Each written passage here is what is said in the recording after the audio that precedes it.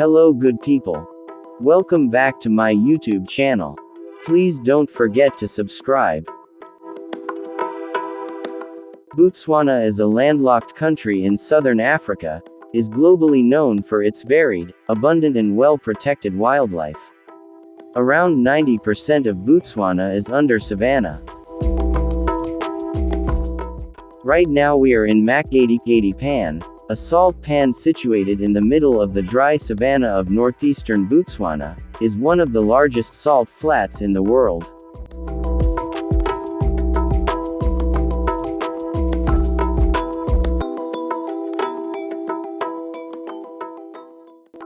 The pan is all that remains of the formerly enormous Lake IKE-TOURS, which once covered an area larger than Switzerland, but dried up tens of thousands of years ago.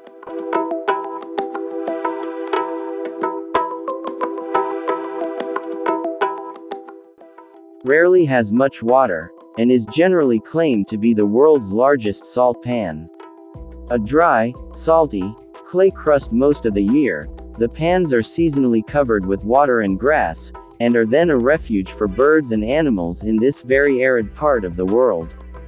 The climate is hot and dry, but with regular annual rains IKE-TOURS is technically not a single pan, but many pans with sandy desert in between, the largest being the Soa.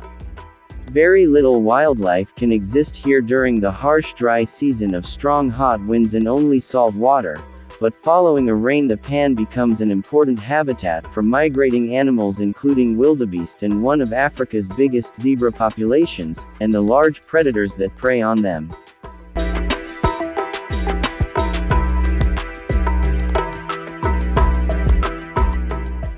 The wet season also brings migratory birds such as ducks, geese and great white pelicans. The pan is home of one of only two breeding populations of greater flamingos in southern Africa, and only on the Soa pan, which is part of the IKE-TOURS pans. The only birds here in the dry season are ostriches, chestnut-banded plover and Kittilis's plover. The grasslands on the fringes of the pan are home to reptiles such as tortoises, rock monitor, snakes and lizards.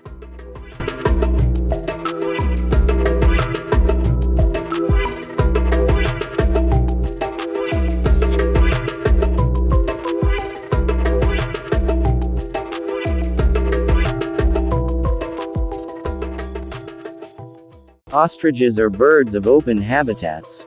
These birds are perfectly adapted to very dry environments and are not dependent on drinking water each day for survival. And sandy stretch of land with little vegetation. It is a tough place to live in, especially because of its weather conditions. Ostriches are the largest birds on Earth, and can be found in the harsh environment of the desert, like the savanna of Africa. Here, ostriches must be able to tolerate dry conditions and extreme temperature swings, from boiling hot days to freezing cold nights. Ostriches survive in the desert with several important adaptations including flightless wings, a long neck, camouflage, and a decreased need for liquid water. Although ostriches are unable to fly, they still have wings. However, their wings are not as compact as those that use them for flight. These fluffy wings act more like a down coat and help to protect them from UV radiation during the day and keep them warm at night in the desert. Being flightless birds, ostriches cannot inhabit higher altitude regions and so, they reside on the land. These flightless birds are well adapted to survive on land. Surprisingly, these birds are known to also live in the desert. Knowing how uncomfortable deserts can be for living things, it's understandable to wonder how these land birds cope in such an environment.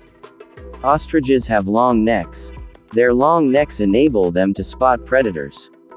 Ostriches are always on the lookout for predators, in order to defend themselves or flee. It was easier for them to spot a predator before it attacks them rather than to be caught unawares. Ostriches have eyes that see a great distance. These birds have incredible eyesight even at night. Ostriches are known to have very big eyes compared to other birds, well their eyes come in handy a lot. With their eyes, They can sight predators from a far distance and seek cover. They can go for days without water. Ostriches can naturally go for days without water. Their food is usually an alternative source of water for them, particularly plants. With ostriches being in deserts that have very little water, they do pretty fine because they rarely lack water. Ostriches have exposed pores, since deserts are usually hot and dry. These several exposed pores found on their head and legs, which help them cool off when it gets very hot and dry. They have thick plumage. Ostriches are super unique, they can't only stand hot weather, and they also have great survival mechanisms for cold.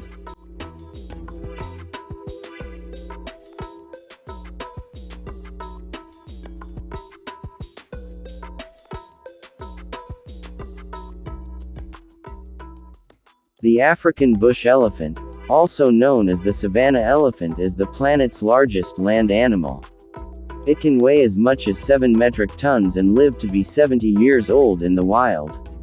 Elephants are described as ecological engineers because of their physical effects on ecosystems, from the digging up of riverbeds, through trail making, to the uprooting of trees.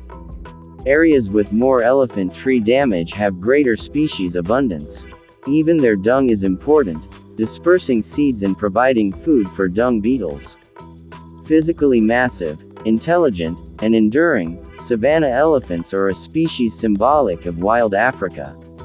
Their extinction would be a truly devastating loss not only for humankind but the ecosystems that rely on them, making conservation efforts crucial. Savanna elephants are the larger of the 2 African elephant species. They also have thicker, more curved tusks, more triangulated ears, and differently shaped skulls.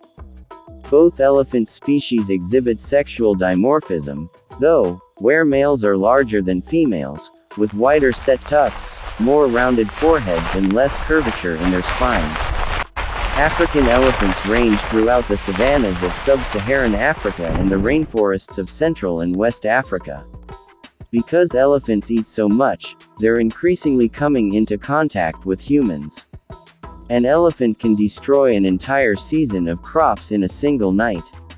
A number of conservation programs work with farmers to help them protect their crops and provide compensation when an elephant does raid them.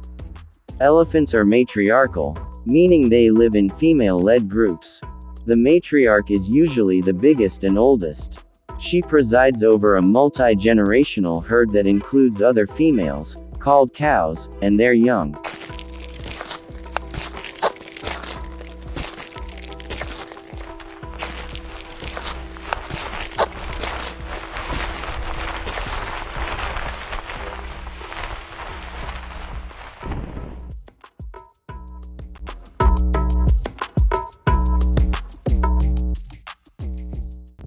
Savanna elephants occupy the savanna, grassland and desert ecosystems of sub-Saharan Africa. Elephants' trunk is not a drinking straw. With the help of their unique lung physiology, they suck up about 10 liters of water into their trunk, and blows the water into the mouth. In the nature, elephants go to water holes or lakes in the early morning and in evening at dusk, often combined with bathing. During winter, they may drink only once, in the middle of the day. Most often, they try to drink as clean water as possible, often digging until they reach water which has been filtered through the sand. Normally, they do not bother to drink in company of other elephants, or other species, but in situations of drought they lose their altruistic nature and they may protect their water against other species, and they can even push away elephant calves from their water hole. Elephants eat between 149 and 169 kilograms, 330 to 375 lb, of vegetation daily. 16 to 18 hours, or nearly 80% of an elephant's day is spent feeding.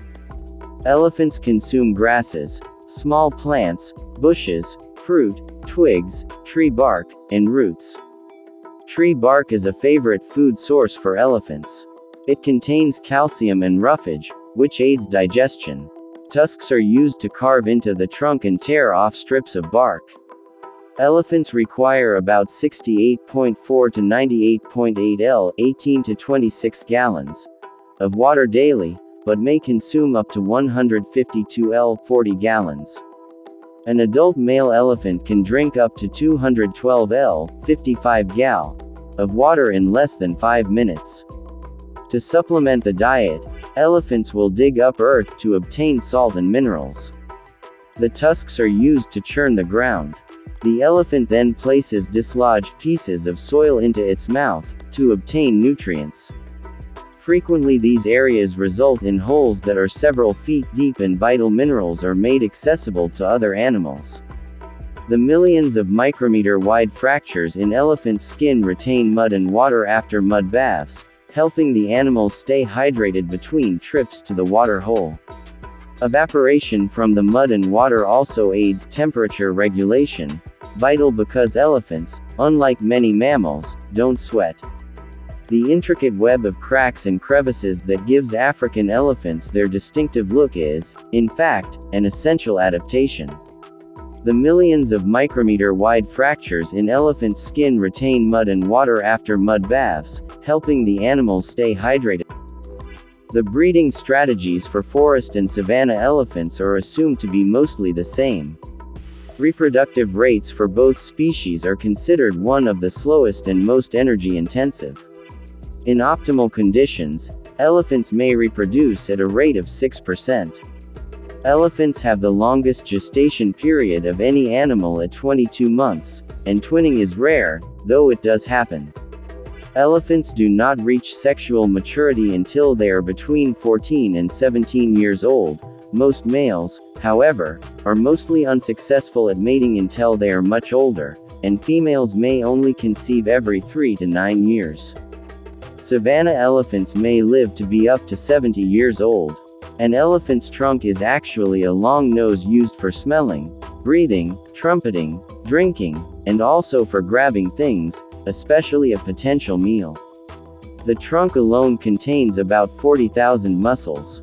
African elephants have two finger-like features on the end of their trunk that they can use to grab small items. Both male and female African elephants have tusks, which are continuously growing teeth. Savanna elephants have curving tusks, while the tusks of forest elephants are straight. They use these tusks to dig for food and water and strip bark from trees. Males, whose tusks tend to be larger than females, also use their tusks to battle one another. These hungry animals do not sleep much, roaming great distances while foraging for the large quantities of food that they require to sustain their massive bodies.